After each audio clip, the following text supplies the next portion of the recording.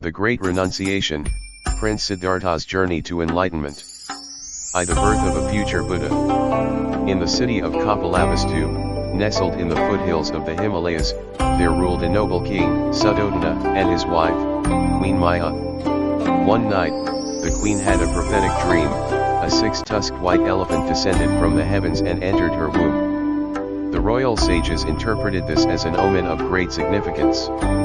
They proclaimed that the child she bore would either become a great universal ruler, Chakravartin, or an enlightened sage, Buddha. In due time, Queen Māyā gave birth to a son in the Lumbini Grove.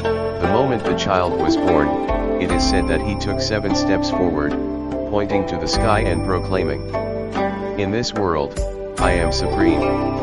This is my final birth. I have come to lead all beings to liberation." The newborn was named Siddhartha Gautama, meaning one who has attained his goal. However, Queen Māyā passed away shortly after childbirth, and the infant was raised by his aunt, Mahāprajāpatī Gautamī.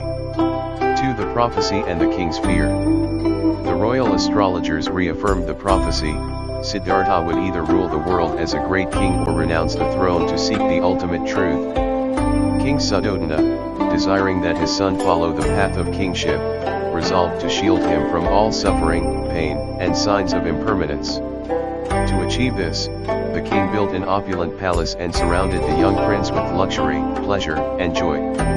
He was provided with the best education, entertained by music and dancers, and shielded from the harsh realities of life. As Siddhartha grew, he excelled in all aspects of royal training: martial arts, philosophy, governance, and ethics.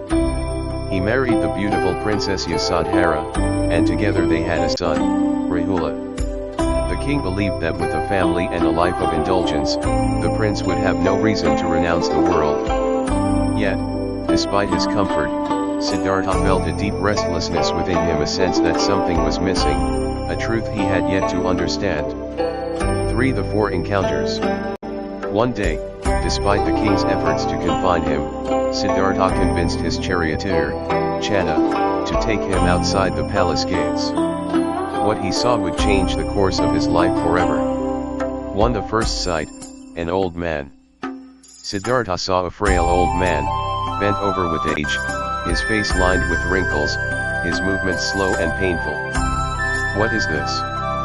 Siddhartha asked Channa. "This, my prince, is old age. Every living being, if they live long enough, will face it." Disturbed, Siddhartha realized that no one, not even he, could escape aging. 2. The second sight, a sick man.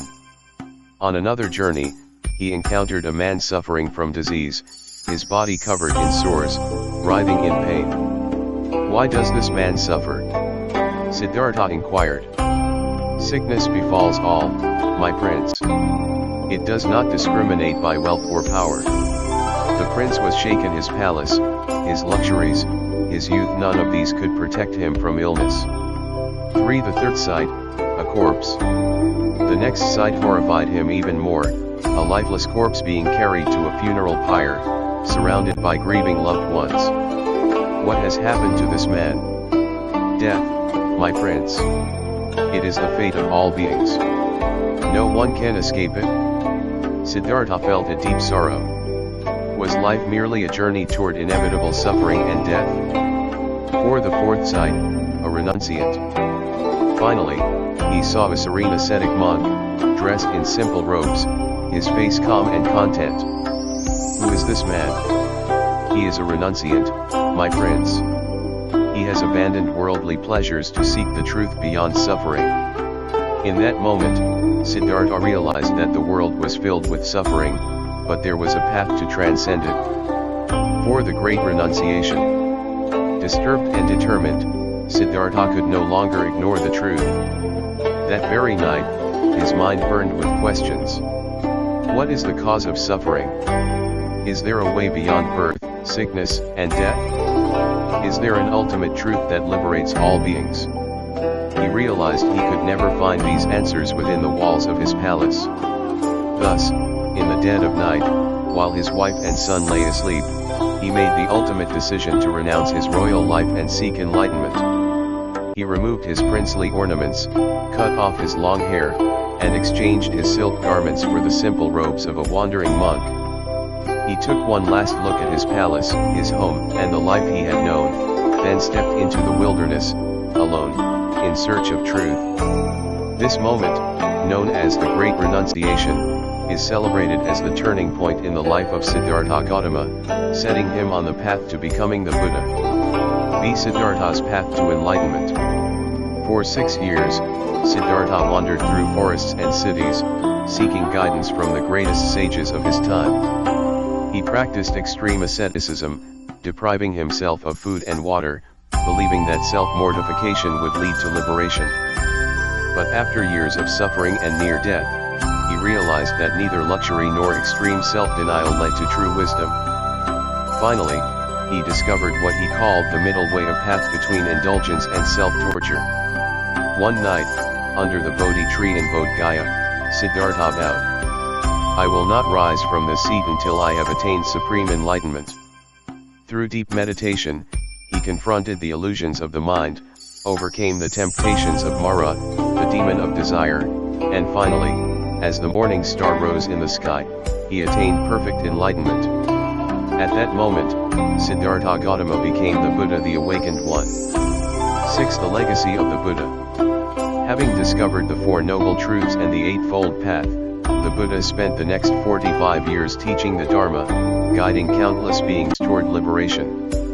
His journey from a sheltered prince to a wandering ascetic, from a seeker of truth to the teacher of the world, remains one of the most profound spiritual transformations in history.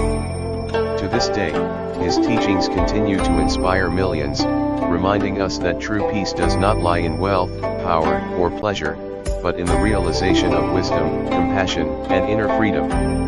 Conclusion. The story of the Great Renunciation is a cornerstone of Buddhist tradition. It teaches us that suffering is an inherent part of life, but there is a path to transcend it. By seeking wisdom, practicing compassion, and following the middle way, anyone can walk the path toward enlightenment, just as the Buddha did. The Great Renunciation, Prince Siddhartha's journey to enlightenment. By the birth of a future Buddha. In the city of Kapilavastu,